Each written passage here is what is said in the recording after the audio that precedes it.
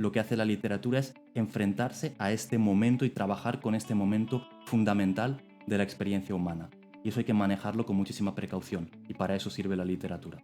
Las historias lo que proporcionan es la experiencia de un caos controlado, y eso es impagable. Estamos maximizando la información vital que podemos sacar del territorio desconocido, maximizando la exploración del caos, al mismo tiempo que minimizamos el impacto o el riesgo en la vida real, nuestro riesgo vital real. Y eso es una de las grandes funciones de la literatura. Hola a todos, hoy os traigo algo un poquito distinto. La escritora argentina Samantha Schweblin, que es una escritora que a mí me gusta muchísimo, publicó en Infobae hace unos días desde la grabación de este vídeo, que seguramente será un poco más tarde cuando se publique, pero bueno, el 27 de agosto, publicó en Infobae un discurso que ella había realizado para inaugurar el Foro Internacional por el Fomento del Libro y la Lectura de Chaco. Y la gente de Infobae tuvo a bien, afortunadamente para todos nosotros, publicar el discurso completo en su web, ¿no? Y entonces lo he leído, me ha encantado, me ha parecido que dice cosas sobre tanto el gesto de creación literaria de la escritura de ficción, como sobre todo el gesto de lectura y la experiencia de lectura, que son súper interesantes y súper exactas e importantes para pensar. Así que lo que quería hacer hoy era leer el artículo, que lo leamos juntos, y mientras lo voy leyendo, irlo comentando y ver qué podemos sacar de ahí y qué cosas podemos ir pensando al respecto. Vamos allá. El artículo se llama Un paseo por la imaginación del lector y, como os decía, fue el discurso inaugural de ese foro. Por cierto, os dejaré el enlace de Infobae, por supuesto, en la descripción para que vayáis a leer el texto por vosotros mismos, ¿vale? Me fascina el poder de invocación de las palabras. Decir, por ejemplo, no hay una tetera sobre la mesa y, sin embargo, forzar así a la gran mayoría de este auditorio no solo a elegir una tetera, sino a hacer el esfuerzo casi imposible de tener que hacerla desaparecer. Así de peligrosa es la imaginación, así de poderosa. Imaginen que están en la playa con mamá y papá. Aquí, hago una pausa, aquí Samantha Schweblin está utilizando un pequeño truco de escritora, obviamente, ¿no? Está plantando una idea en la mente del oyente o del alumno de alguna manera, porque esto luego nos explicará que lo usa en sus talleres literarios. La frase es: imaginen que están en la playa con mamá y papá. Lo que se va a despertar en la mente del que escucha esto, del que lee esto, necesariamente es una imagen de infancia, por necesidad, porque ella está usando las palabras mamá y papá, que transmiten o las asociamos directamente a algo infantil, a una experiencia infantil. Lo que el lector o el oyente percibiría sería bastante distinto si ella hubiese dicho, por ejemplo, imagine usted que está en la playa con su padre y su madre. Ahí las posibilidades se abren mucho más y podemos pasar un registro de una imaginación o de una evocación de una escena más adulta. Pero eligiendo las palabras mamá y papá, por supuesto, está orientando lo que quiere que imaginemos. Imaginen que están en la playa con mamá y papá. ¿Qué ven? ¿Qué edad tiene? ¿Qué objetos los rodea? ¿En qué momento del día están? ¿Qué están haciendo? Hace tiempo que pienso alrededor de este ejercicio simple. Voy probándolo en talleres y seminarios de escritura creativa. Al principio hacíamos este ejercicio en voz alta. Los participantes levantaban la mano y contestaban uno a uno estas preguntas. Enseguida me di cuenta de que lo que descubrían los asustaba, los intimidaba tanto que algunos empezaban a mentir, y en cuanto entendían lo que estaba ocurriendo cambiaban sus resultados. Así que para capturar sus primeras impresiones sin que luego las tergiversen, ahora pido que, en lugar de decir lo que ven, se tomen un minuto y lo dibujen. Cuando vemos los dibujos ya no hay tiempo para cambiar de opinión. La inmensa mayoría, a veces incluso todos los participantes, dibuja una línea para dividir el mar de la arena, con unas olas del lado del mar y un sol arriba. Se dibujan pequeños, como si tuvieran entre 4 y 10 años. Dibujan sombrillas y pelotas. Todos los que dibujan baldes dibujan al lado una pala. Más de la mitad arriesga alguna toalla en el piso o alguna nube. Y a todos los asusta el resultado, casi diría que los paraliza.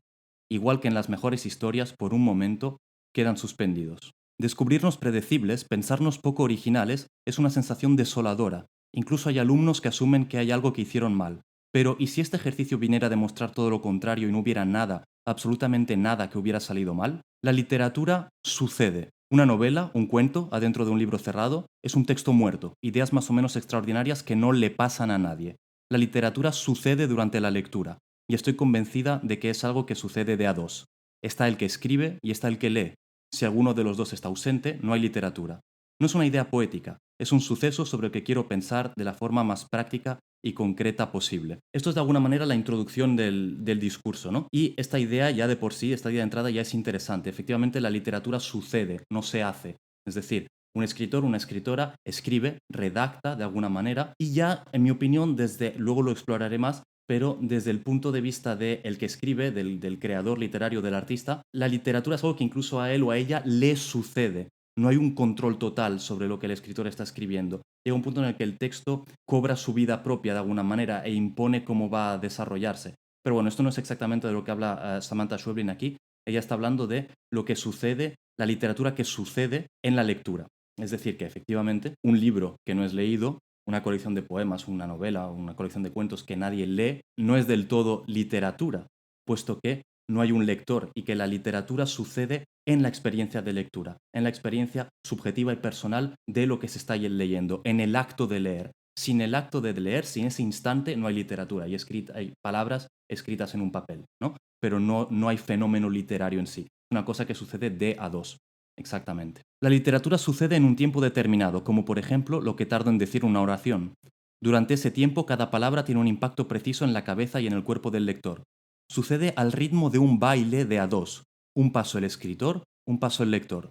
Y la principal regla del baile es la misma que en la escritura. Se baila de a dos, pero sin pisarse, efectivamente. El primer paso es estoy en la playa con papá y mamá. Primer paso del escritor. El segundo paso va a ser el paso del lector. ¿Y cuál va a ser el paso del lector en este caso?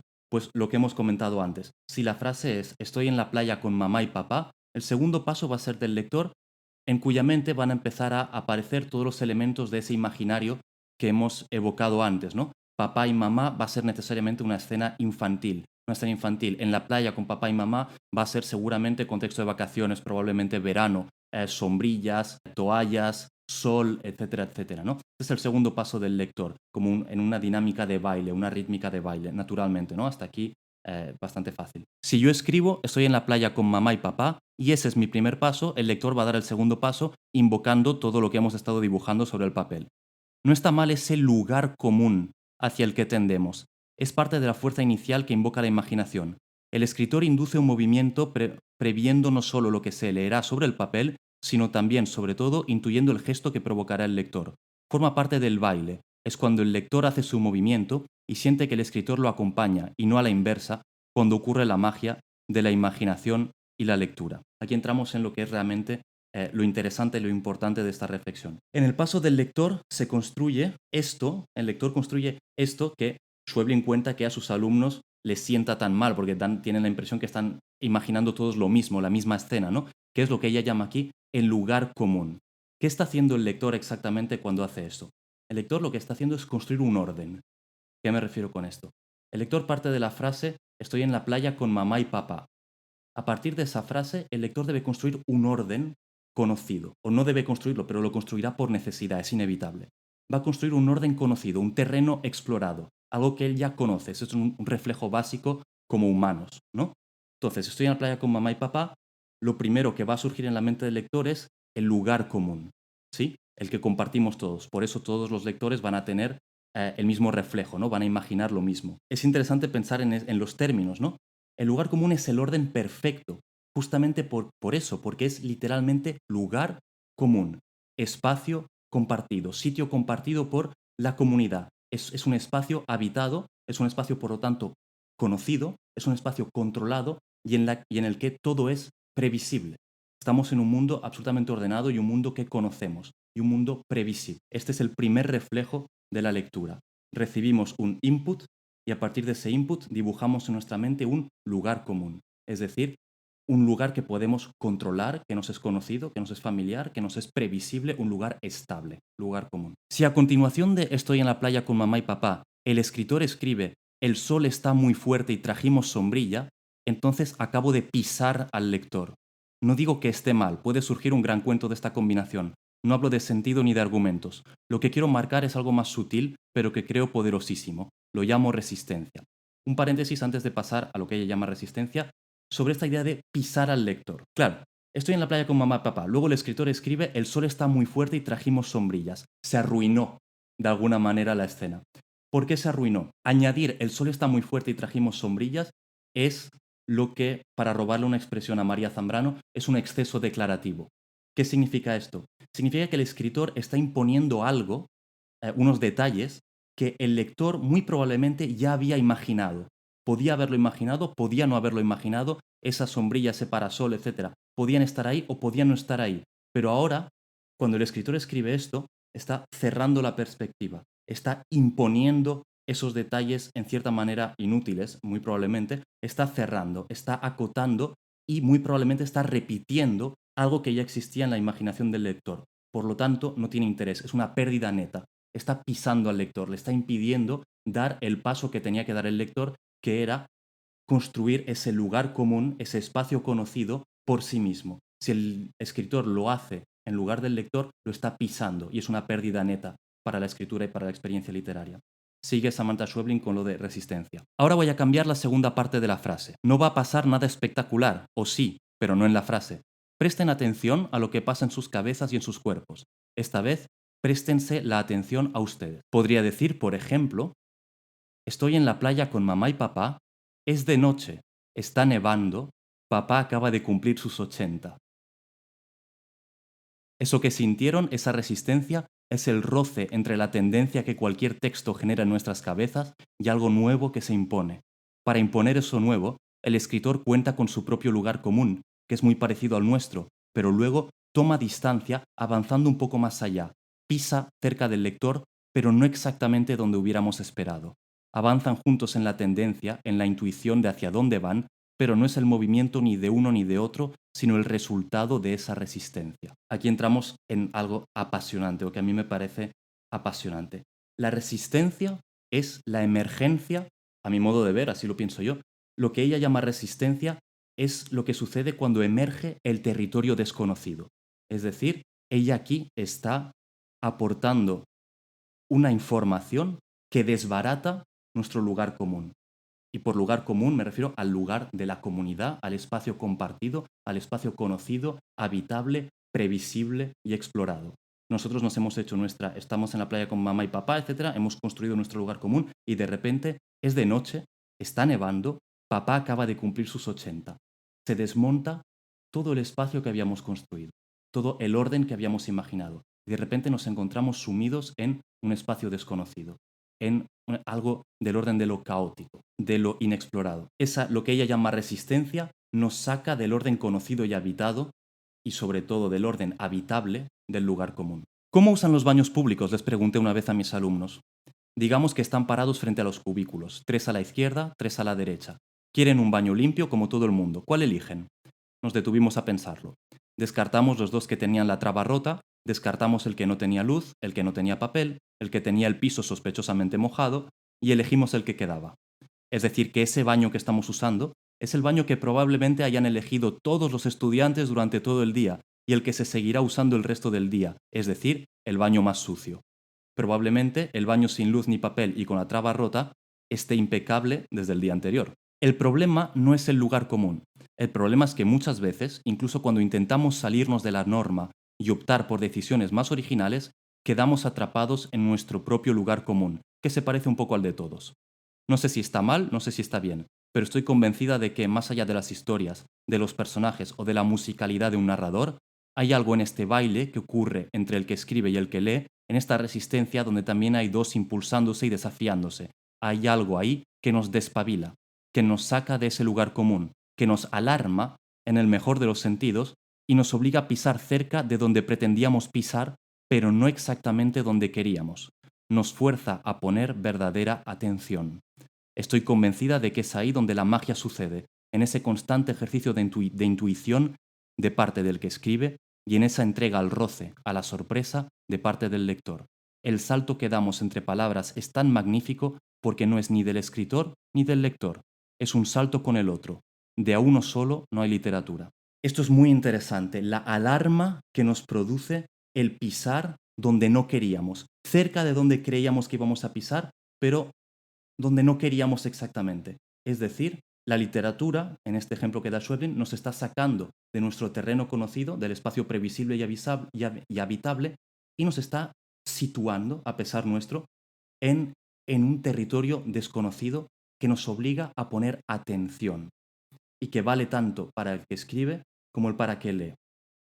El que escribe, nos dice Samantha Schweblin, está en un constante ejercicio de intuición, que esto me recuerda a lo que decía José Ángel Valente sobre la poesía, el hecho de que una poesía que se escribe con un conocimiento que ya el poeta controla desde antes de escribirlo y que simplemente está comunicando, que no hace más que transmitir, comunicar, es una literatura intencional sin ningún tipo de valor literario, porque no hay lugar para la intuición, el misterio o el conocimiento que surge en el texto y por el texto. Si es un conocimiento que ya se obtiene desde antes, no sirve para nada.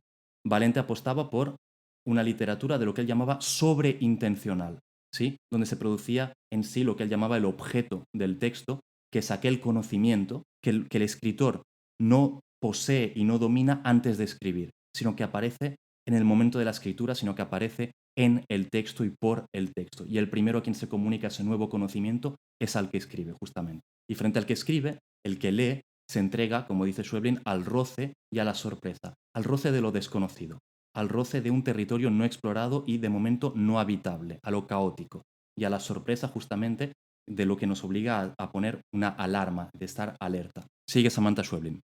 Un día sonó el teléfono de mi casa, atendí y era Abelardo Castillo. Yo lo había leído, pero nunca lo había visto en persona, y hasta donde yo sabía, Abelardo Castillo no solo no tenía mi número de teléfono, sino que no tenía ni la más remota idea de mi existencia, por supuesto. Pero llamó y yo atendí, y él preguntó, ¿Samantha? Y yo creo que algo ya intuí en esa voz tan fuerte que él tenía, pero entonces dijo su nombre y yo me puse a temblar. Temblaba y pensaba, ¿qué es esto? ¿Qué está pasando? ¿Cómo es posible? Estas tres preguntas que ella hace, ¿qué es esto? ¿Qué está pasando y cómo es posible? Para mí estas tres preguntas son fundacionales de la experiencia humana. En estas tres preguntas se resumen los momentos más importantes y trascendentes de la experiencia humana. Y son justamente las preguntas con las que trabaja la literatura y el arte. ¿A qué me refiero con esto? Esto tiene que ver con lo que decíamos antes, ¿no? Nosotros construimos un lugar común, necesitamos el lugar común para existir. Necesitamos un territorio conocido y explorado, un orden.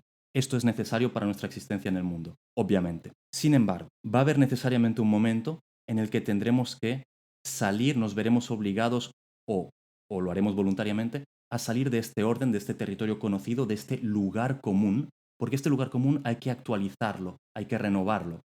Y nos encontraremos con algo desconocido, con un territorio inexplorado, con un territorio imprevisible. Y nuestra primera reacción van a ser estas tres preguntas.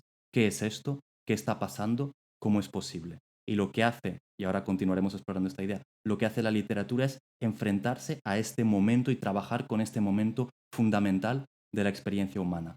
El qué es esto, el qué está pasando, el cómo es posible. En el momento en el que abandonamos nuestro territorio conocido, salimos de nuestro territorio conocido y previsible para entrar en lo imprevisible, en el caos. Era demasiado joven para saber que esas serían mis tres preguntas clave, que todo lo que escribo y todo lo que leo, lo escribo y lo leo para llegar a ese estado prácticamente de gracia, en el que justamente, porque es tan claro que no tengo las respuestas, lo único que me queda es hacerme preguntas, pero preguntas como corresponde, abiertas, con desesperación vital y con la divina esperanza de que algo de todo lo que se me está escapando en ese momento, de pronto, entre el entramado de las palabras, podría serme revelado. El estado de gracia del que habla aquí Samantha Schweblin, ese estado de gracia es la toma de conciencia de la incertidumbre, de alguna manera.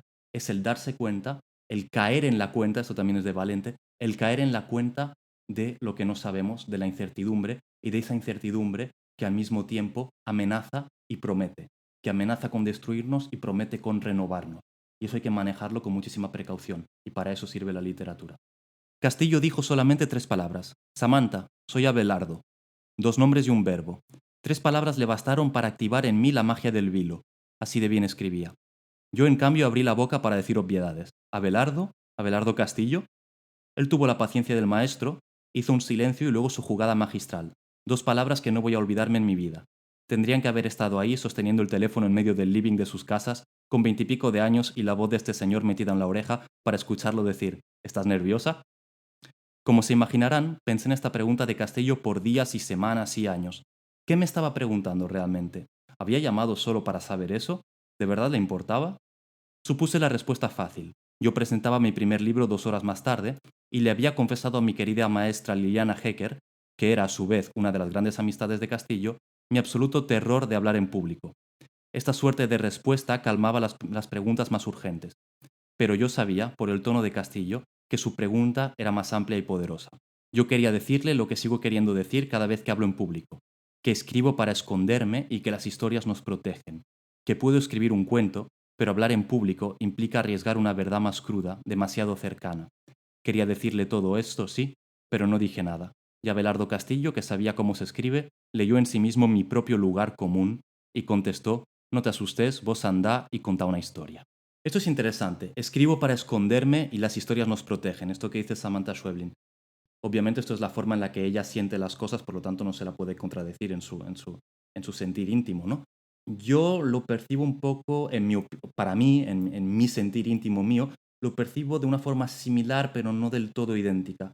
Las historias nos protegen, sí y no. En realidad, lo que hacen las historias, lo que hace la ficción, en mi opinión, y creo que es también la opinión de Schweblin, como ahora lo veremos, las historias lo que proporcionan es la experiencia de un caos controlado. Y eso es impagable.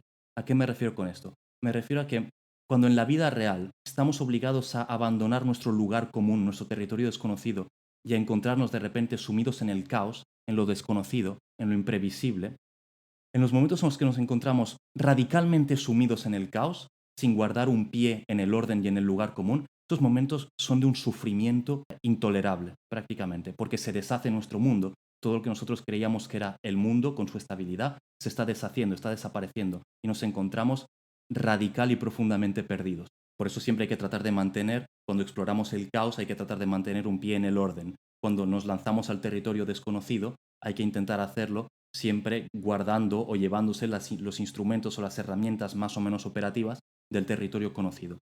¿Qué es lo que hace la ficción literaria?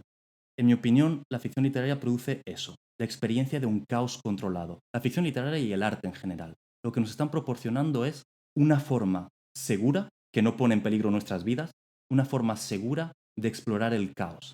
Están tomando un perímetro caótico, desconocido e inexplorado, y lo están acotando, le están dando una forma artística, estética, narrativa, por ejemplo, en el caso de la ficción. Y nos lo están ofreciendo para que hagamos una exploración del caos sin ponernos en riesgo necesariamente. Y por supuesto, cuando uno explora la vertiente caótica, el territorio imprevisible, el territorio desconocido, de ahí surge toda la novedad. Porque el orden hay que renovarlo, el lugar común hay que renovarlo. Y eso se renueva yendo a explorar el caos, lo imprevisible, lo desconocido, lo amenazante. Pero para eso hay que tener mucho cuidado, porque hay que explorarlo sin destruirse en él. Y la literatura permite eso, permite esa exploración de la incertidumbre, de lo desconocido, sin riesgo vital real. Por eso es tan sobrecogedor y al mismo tiempo tan adictivo también, ¿no? Les cuento una historia. La primera vez que la escuché, me la contó un catedrático de la Universidad de Aarhus, la ciudad más cercana al bosque donde sucedió esto. Y una aclaración, lo que estoy contando pasó de verdad. Lo advierto porque pronto van a inclinar la cabeza con incredulidad, pero todo esto es googleable. Fue hace 7 años atrás en una suerte de casa fantasma para adultos perdida en la costa este de Dinamarca. Una pareja deja su coche en el estacionamiento y se dispone a bajar. Son de Copenhague. Están cerrando el coche cuando otra pareja estaciona cerca, baja y los saluda en inglés porque son turistas australianos. Los daneses hacen un chiste, los australianos se ríen y aunque acaban de conocerse, ya cruzan juntos los jardines hacia la casona, burlándose entre sí por la tontería infantil de desperdiciar un sábado y un montón de dinero en algo que debieron haber hecho 20 años atrás. Las parejas retiran sus tickets, se meten en el recinto y se entregan a lo predecible. Un Frankenstein detrás de una puerta levantando los brazos hacia ellos, una dominatriz latigando el piso en la segunda sala, un hall a oscuras con un grito por acá y otro por allá, y así por un rato. Pero luego pasa algo fuera del libreto. En lugar de seguir las flechas del recorrido, el australiano se equivoca y abre una puerta que no debía abrirse. Ve un cuarto diminuto con una rendija de luz bajo otra puerta más pequeña. Llama al resto, que se une enseguida, y se distraen turnándose para ver por la rendija. Del otro lado no hay más que un largo pasillo con las luces encendidas. Pero como realmente tienen ganas de aventuras, deciden meterse por ahí en lugar de seguir el recorrido del espectáculo. Bajan un par de escaleras y van a parar a un sótano. Las declaraciones de lo que sigue son de la pareja danesa porque los australianos no sobreviven. Y ahora están suspendidos. Ustedes, no los australianos. Y con suspendidos me refiero a estar en vilo. No saben, pero quieren saber. Hay algo que quieren escuchar y a cambio me prestan su atención. este estado de suspensión es el estado de mayor escucha de un lector a lo largo de una historia. Efectivamente, a partir del momento en el que la anécdota que ella está contando introduce la frase «los australianos no sobreviven», ahora los que escuchamos, los que leemos, estamos suspendidos. ¿Por qué? Porque acaba de destruir el lugar común, acaba de destruir el mundo conocido, el espacio previsible. Acaba de introducir el elemento de lo imprevisible, el elemento caótico, el elemento que sin control devora, pero que controlado, acotado, es fuente de todo lo nuevo, de la renovación, de la creatividad y del sentido. Es lo que tiene el caos y el territorio inexplorado. Cuando está descontrolado, es devorador.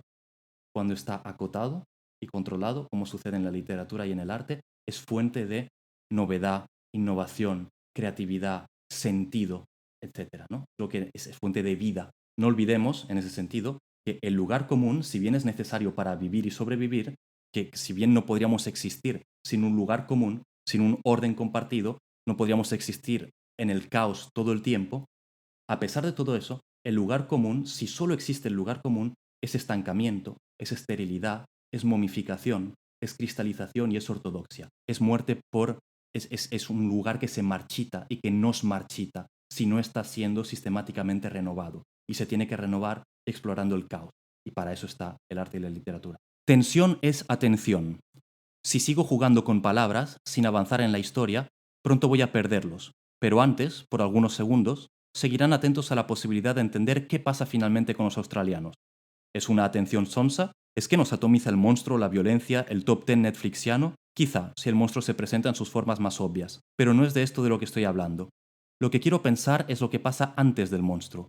Otra vez quiero pensar en el lector, en qué es lo que les pasa a ustedes, suspendidos en el sótano de esa casona de un bosque danés.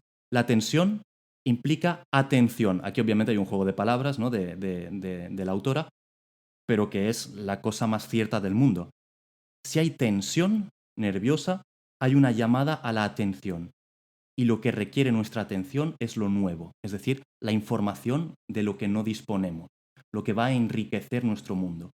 Solo con lo que enriquecerá nuestro mundo, para bien o para mal, es lo que llama nuestra atención. Si nuestra atención se activa es porque hay algo nuevo, es porque la realidad nos está avisando de que hay algo en lo que nos tenemos que concentrar. Y de eso estamos hablando. Simone Weil decía que la atención absoluta sin mezcla es oración. Muy cierto. O meditación. Cada vez que prestamos verdadera atención, destruimos una parte del mal que hay en nosotros. Creo que hay algo de esto cuando el lector queda en vilo, aún sin reaccionar. En esas milésimas de segundo de atención casi atávica, justo antes de la aparición del monstruo, no hay pistas. ¿Qué es esto? ¿Cómo es posible? ¿Qué está pasando? Incluso intuyendo el peligro, no queremos defendernos, queremos preguntar. Por eso es una atención abierta, porosa. Desnudos de todos nuestros prejuicios, estamos desesperados por entender. Por eso hay una parte del mal que muere en nosotros. Es correcto, en mi opinión. Me parece que es extremadamente cierto. Pero no solo eso. Yo creo que la desesperación por entender de la que habla Schweblin, la desesperación por entender es la naturaleza misma de la vida humana. Es decir, la experiencia propiamente humana, me parece a mí, es la que se sitúa entre el lugar del haber entendido, que cuando ya hemos entendido algo es la muerte, ya no sirve, ya está viejo, estancado, momificado, ya no tiene ningún interés, el lugar del haber entendido, que es la muerte, y el lugar del estar condenado a la incomprensión permanente, que también es la muerte, es otro tipo de muerte. El estar condenado a la incomprensión permanente es lo que nos aniquila, porque es aquello a lo que no nos podemos enfrentar, es lo que va a acabar con nosotros, es lo que nos derrota. Entre esos dos espacios, el espacio del haber entendido y el espacio del estar condenado a la incomprensión permanente, hay y aquí le robo una expresión a Samantha Schweblin de una novela suya, hay un punto exacto, que es el punto de lo que yo llamaría del conociente, el punto de lo que no es ni lo conocido ni lo desconocido, sino que está entre los dos, el punto del conociente, del que está conociendo, del que está desarrollando conocimiento.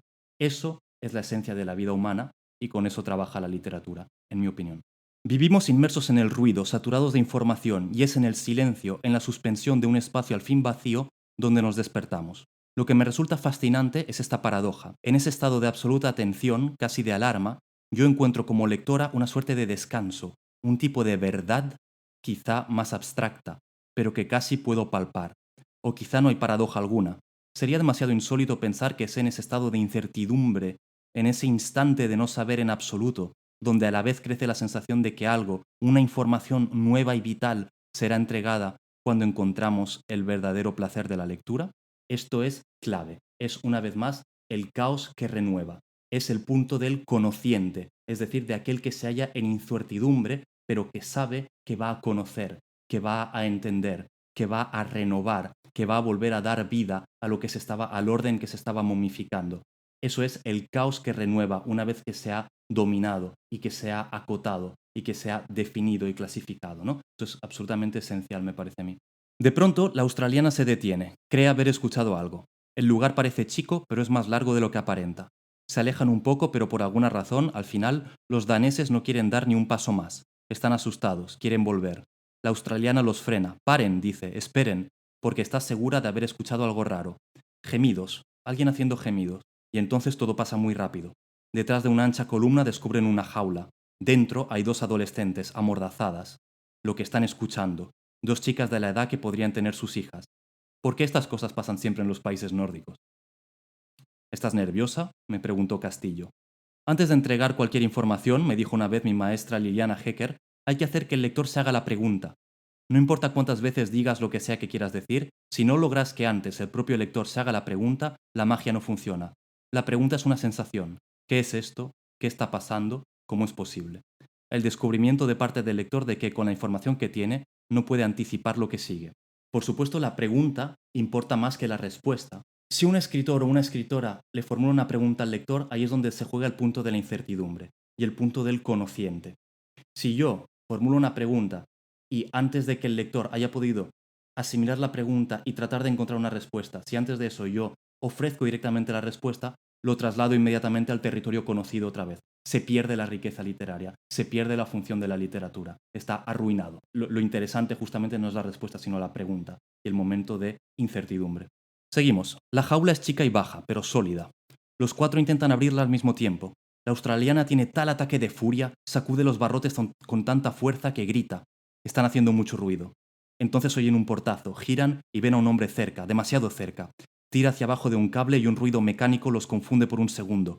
Es como en la pesadilla de la matanza de Texas. El hombre tiene una sierra eléctrica y lo que pasa a continuación sucede así de rápido. Da 2 pasos hacia ellos y en el terror todos retroceden, todos menos la australiana, a la que el hombre le corta de cuajo un brazo sin siquiera parpadear y todavía se pone peor, porque como ya adelanté, los australianos no sobreviven.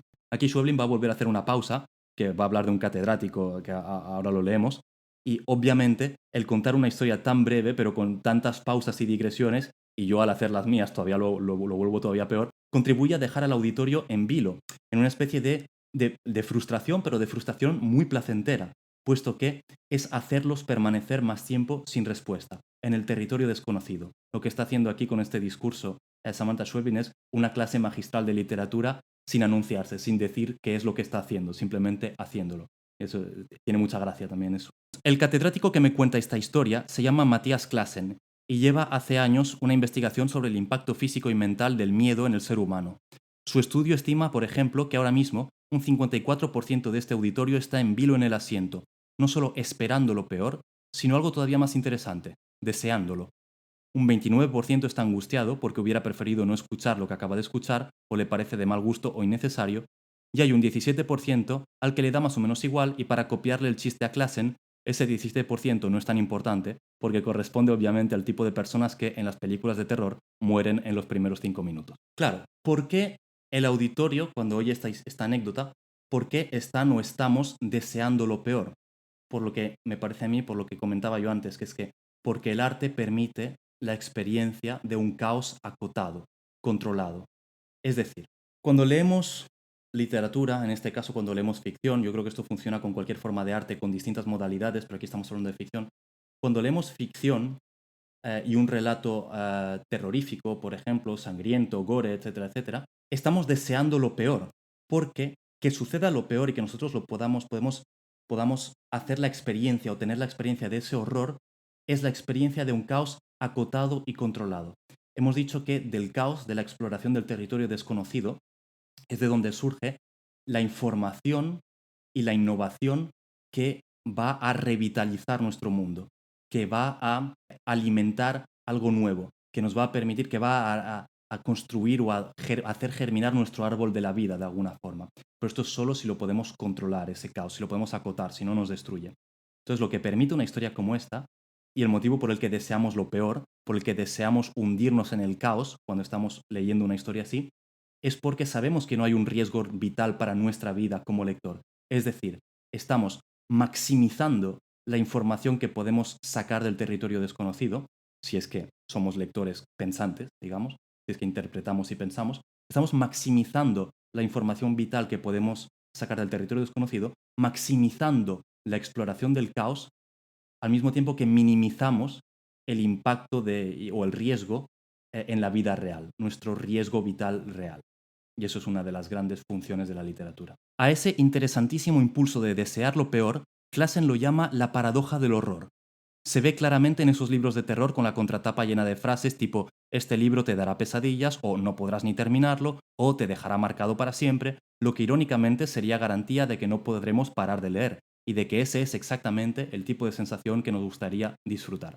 Esta paradoja del horror disparó en el equipo de Classen un estudio exhaustivo sobre el impacto del horror en el cuerpo. Junto con médicos y científicos, lograron contabilizar el impacto psicológico y fisiológico que dispara una escena de horror y descubrieron que si experimentar algo terrorífico en la vida real provocaba una reacción de terror del 100%, entonces la exposición ficcional, ya sea por una película, un videojuego o un libro, era casi del 90%. Es decir, que el impacto a nivel físico y emocional es casi similar. Pero ¿por qué hablar de algo tan acotado como el impacto del terror en el cuerpo del lector cuando lo que quiero entender es cómo funciona la imaginación del lector cuando leemos? Esto del impacto del terror real al 100% contra el impacto del terror de ficción al 90% tiene que ver con lo que decíamos justo antes del caos acotado, ¿sí? Es decir, uno de los intereses de la literatura de ficción o de las películas, los videojuegos, aquí de lo que habla la autora, es este. Es decir, es poder hacer una experiencia del caos y de la inestabilidad y de la incertidumbre extremadamente similar a la que tendríamos en una situación real sin ponernos en riesgo directo. Y esto es un privilegio del que disfrutamos como lectores de alguna manera. Agua. Se cree que esta pulsión que tenemos de exponernos al horror en el contexto seguro de la ficción tiene que ver con una necesidad fisiológica de calibración del sistema, como esa vez al año en la que llevamos el coche al taller mecánico. No hay nada puntual que necesite ser reparado, pero si el momento llega y necesitamos clavar los frenos, más vale que funcionen. Yo creo que tal vez esta idea de calibración del sistema, o la formulación, tal vez sea mejorable. Es casi una necesidad de, más que de calibración, es una sed de renovación del orden conocido y del orden momificado, ¿no? Es una sed de incertidumbre para renovar, para revitalizar, para nutrir de vida nueva. Va otra historia para Castillo. En la Segunda Guerra Mundial, mi abuelo paterno formaba parte de un batallón de la milicia francesa. Tenía 17 años y era parte del grupo de avanzada. Su trabajo era levantarse antes del amanecer, agarrar una bicicleta y cruzar con ella la noche hasta las cercanías del enemigo. Entonces escondía la bicicleta y seguía avanzando a pie, para asegurarse de hacer el menor ruido posible. Su misión era acercarse tanto como pudiera a los campamentos enemigos, entrar incluso a ellos y escuchar. Su misión era escuchar. Una sola palabra, un lugar, una fecha, podía salvar pueblos enteros. El problema, claro, era que gran parte de esos soldados de avanzada obtenían la información que buscaban, pero luego no lograban regresar vivos para contarla. ¿Y si ese movimiento de avanzada, ese ir hacia el enemigo para regresar con información vital, fuera el mismo movimiento que ensayamos cuando leemos ficción? ¿Y si de eso se tratara el acto de la lectura? Totalmente. Y la imagen, la metáfora que usa aquí Schweblin es exacta. Explorar, salir del territorio conocido, ordenado y previsible, para explorar el territorio desconocido, imprevisible y tan prometedor como amenazante, esto es importante, equivale a esta alegoría de ir hacia el enemigo, hacia el territorio enemigo, es decir, no el territorio ordenado y previsible en el que podemos vivir, sino el territorio el territorio que nos va a destruir, el territorio enemigo. Es ir hacia el territorio enemigo para regresar con la información que nos salvará, es decir, para regresar con la novedad, para regresar con aquello que nos revitaliza, que revitaliza nuestro orden y que nos permite seguir viviendo mejor. Sigue siendo lo mismo, la misma idea, la exploración del territorio desconocido y el regreso con la información que renueva. Y la literatura lo permite al acotar el caos, al minimizar el riesgo real para nuestra vida. Termino de leeros el artículo, ya queda poco, y luego unas palabras de conclusión. Imaginen un dispositivo que les permitiera sumergirse completamente en situaciones donde pudieran confrontar sus peores miedos y probarse, ver cuánto aguantan, cómo aguantan. Hablo de lidiar con preguntas concretas. ¿Sería yo capaz de sobrevivir a la muerte de un hijo? Y contestarse a esa pregunta, intuir emocionalmente cuánto dolería. ¿Podría yo dar todo lo que tengo a cambio de esto otro? ¿Tanto lo necesito? ¿Qué es realmente lo que necesito? Imagínense por un momento la ventaja abismal de contar con un dispositivo que permitiera ensayar esos movimientos, capaz de recrear un espacio seguro donde pudiéramos dejarnos ir, golpearnos contra todo, sin importar cuántas vidas perdamos en el camino, y aquí falta un qué, y del que pudiéramos regresar a casa ilesos, con toda esa experiencia vital confrontada, experimentada. Si pudiéramos ser soldados de avanzada, pero a diferencia de muchos de los amigos de mi abuelo, lográramos regresar a casa vivos e ilesos con esa información vital que podría cambiar nuestras decisiones, nuestra manera de ver el mundo o incluso nuestra manera de entendernos. El conociente, ese individuo creativo y creador que vive y que existe en el límite entre lo conocido y lo desconocido, entre el territorio previsible y el territorio imprevisible, entre el territorio ordenado que nos mata por exceso de momificación y de cristalización, y el territorio caótico que nos mata por exceso de desconocimiento y de indefensión. Entre los dos, el conociente que regresa del territorio desconocido con la información que cambia el orden, que renueva el orden. Venga, al final del artículo, va, ya no interrumpo más. Y si de eso se tratara el acto de leer ficción, ¿no sería entonces el acto de lectura ese baile entre dos, una de las herramientas tecnológicas más potentes que tenemos? Aunque el estudio de Classen presentaba un problema. Necesitaban voluntarios, pero también la autorización firmada de que todos esos voluntarios aceptaban ser asustados. Si estaban avisados de que serían asustados, ¿cómo asustarlos realmente? ¿Cómo convencerlos por unos segundos de que eso que estaba pasando era real y no tenía nada que ver con el estudio en el que participaban? El director de la Casa de Fantasmas tuvo una idea. Dijo que el monstruo aparece siempre después de que se levanta el telón, pero en este caso tenían que hacerlo al revés. Así que el equipo científico siguió a la pareja de daneses desde que salieron de sus casas. Dos actores se hicieron pasar por australianos, condujeron todo el bosque detrás del coche de los daneses, estacionaron junto a ellos y les hicieron algunos chistes. Se hicieron amigos, se asustaron juntos por un buen rato. Si haces un amigo no hay ningún telón, no hay nada más real que ese amigo. Y si a tu amigo le pasa algo, entonces lo que le pasa a tu amigo es real. Aunque le corten al medio con una motosierra. Aquí se desvela el truco, ¿no? de la anécdota que no era tal. Y otro desencanto. Mi abuelo nunca fue parte de la avanzada francesa. Fue una historia que inventó para no tener que contarnos otra todavía más dura que había decidido olvidar. Como dice John Coetzee, las historias que nos contamos podrían no ser ciertas, pero son todo lo que tenemos.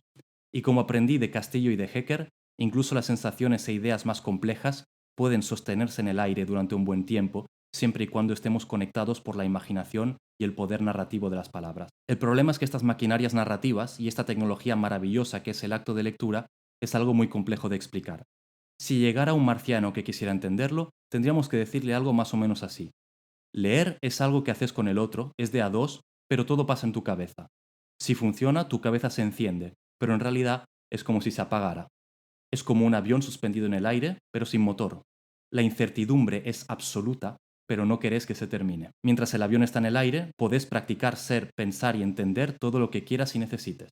No importa cuánto riesgo tomes, ni cuánto te duela, ni cuánto te rompas, cuando aterrices vas a estar bien. Pero eso debe salir una fortuna, cantado que pregunta el marciano. Casi nada, y si no tenés plata hasta podés pedirlo prestado. Pero eso debe contaminar una barbaridad, porque es joven y viene del futuro. Casi nada. ¿Y decís que es así? Como que te calibra todo por dentro, todo, de punta a punta. Mira el cacho de nave espacial que tengo y en mi vida había escuchado una cosa así. Y hasta aquí el artículo de Samantha Schweblin, que a mí me parece una contribución maravillosa para pensar lo que yo verdaderamente pienso que es no solo la literatura de ficción, sino el arte y las humanidades en general, que para mí son el marco de la existencia humana. Con esto regreso a la idea que fue la idea con la que yo abrí este canal. Yo este canal lo abrí hace 3 años con un vídeo titulado Humanidades Inútiles, que os voy a dejar el enlace en la descripción por si lo queréis ver, en el que me planteaba cuál es, digamos, qué rol debemos asignarle a las humanidades o cómo podemos pensar las humanidades en esta sociedad tan extremadamente utilitaria en la que vivimos. Y a partir de esta frase que a uno le dicen siempre, si uno quiere hacer estudios artísticos o literarios o etcétera, cuando a uno le dicen siempre, pero eso no sirve para nada. Lo cual desde un punto de vista estrictamente utilitario, es completamente cierto. Pero, como bien me dijo una vez Raúl Zurita, en una entrevista que le hice, me dijo Raúl Zurita que la poesía no tiene ningún poder, no puede derrocar una dictadura, ni cambiar el mundo, hacer cambiar de opinión a un tirano, etc. La poesía no tiene ningún poder concreto, no sirve para nada, pero sin la poesía la humanidad desaparece en los 5 minutos que siguen. Y eso me parece una cosa extremadamente cierta y extremadamente sabia, puesto que la poesía, el arte, las humanidades, en mi opinión, son el marco de la humanidad, el lugar, digamos, que nos permite existir. Son nuestro instrumento, nuestra herramienta para existir como conociente, para existir entre el territorio conocido y el territorio desconocido, entre el orden y el caos, entre lo previsible y lo imprevisible, y por lo tanto para renovar constantemente nuestro orden y revitalizarlo. Toda nuestra existencia, toda nuestra cultura está enmarcada en las humanidades. Y me parece a mí que el arte, la literatura, es lo que nos permite justamente navegar la incertidumbre, a la que todos estamos condenados, pero que si la logramos manejar bien, es fuente de toda renovación y de todo sentido. Y a mí me parece que este discurso de Samantha Schweblin ayuda mucho a pensar eso. Nada más, se vienen, por cierto, al canal, cosa que ya estaba prevista incluso antes de leer este artículo, se vienen vídeos sobre libros de Samantha Schweblin. El primero va a ser sobre su novela, su famosa novela de 2015, Distancia de rescate, que no sé cuándo saldrá el vídeo exactamente, pero ya está más o menos listo. Y luego va a haber más vídeos sobre Samantha Schweblin. Ahora estoy leyendo Kentucky's, que todavía no la he terminado, pero yo creo que cuando la termine también haré un vídeo al respecto porque la verdad que me está gustando mucho. Y nada, seguimos adelante y nos vemos en el próximo vídeo. No olvidéis, si os gusta el contenido, suscribiros, darle a la campanita, dejar un comment, dejar un like para el algoritmo de YouTube y seguidme en redes sociales para estar al tanto de lo que voy sacando también. Twitter, Instagram, lo tenéis todo en la descripción y en el banner del canal. Que vaya bien. Hasta la próxima.